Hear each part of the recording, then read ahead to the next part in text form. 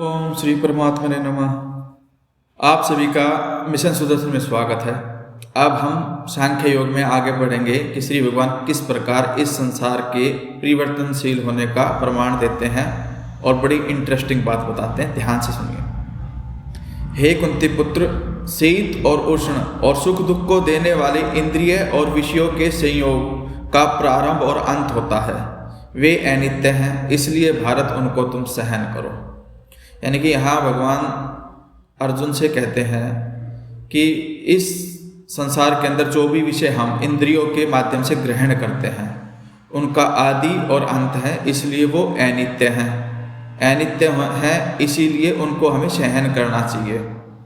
तो जनरली हम ये देखते हैं कि हम कोई भी विषय जो ग्रहण करते हैं वो हम इंद्रियों के माध्यम से ही ग्रहण कर पाते हैं, लेकिन इंद्रियों के माध्यम से हम जिस विषय का भी ग्रहण करते हैं उसका भोक्ता कौन है, अगर हम उसको ध्यान से समझें तो ये शरीर हमारा सिर्फ एक ढांचा है।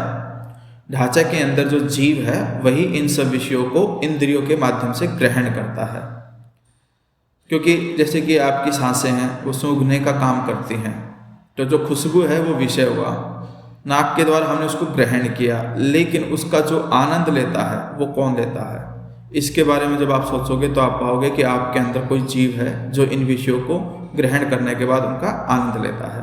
लेकिन भगवान उसको आगे उपदेश करते हैं कि ये जो विषय हैं इनका आदि है और इनका अंत है, क्योंकि ये सदा रहने वाले नहीं हैं, इसलिए इनको तुम सहन करो, इनके भाव में बहो मत। सिर्फ एक जो संसार है, संसार के अंदर सिर्फ एक परमात्मा ही ऐसा है जिसका कभी कोई विनाश नहीं होता है।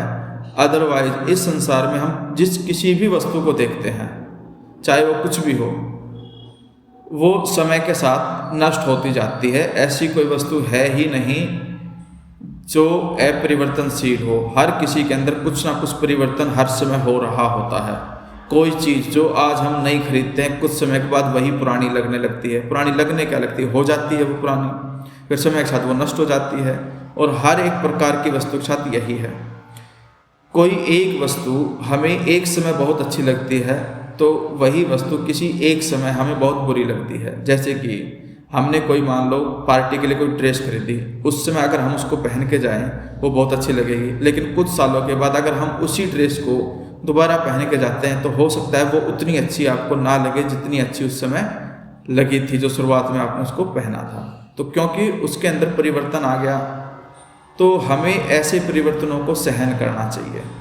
इससे आगे हमें क्या कहा है कि हे पुरुष श्रेष्ठ, सुख और दुख में समान भाव से रहने वाले जिस धीर पुरुष को ये व्यतीत नहीं कर सकते वह अमृत तत्व यानी कि मोक्ष का अधिकारी होता है।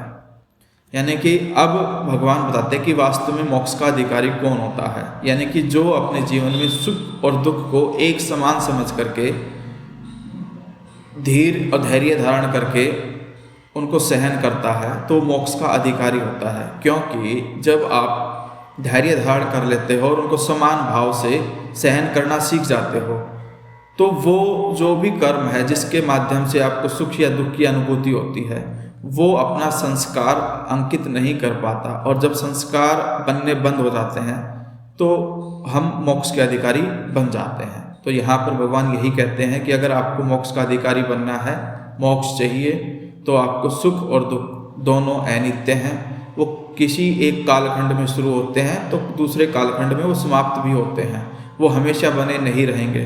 तो हमें उस एक चीज़ पर फोकस करना चाहिए जो थी भी, है भी और रहेगी भी। तो मोक्ष चाहिए तो हमें हर प्रकार के सुख दुख को समान भाव से सहन करना सीखना चाहिए।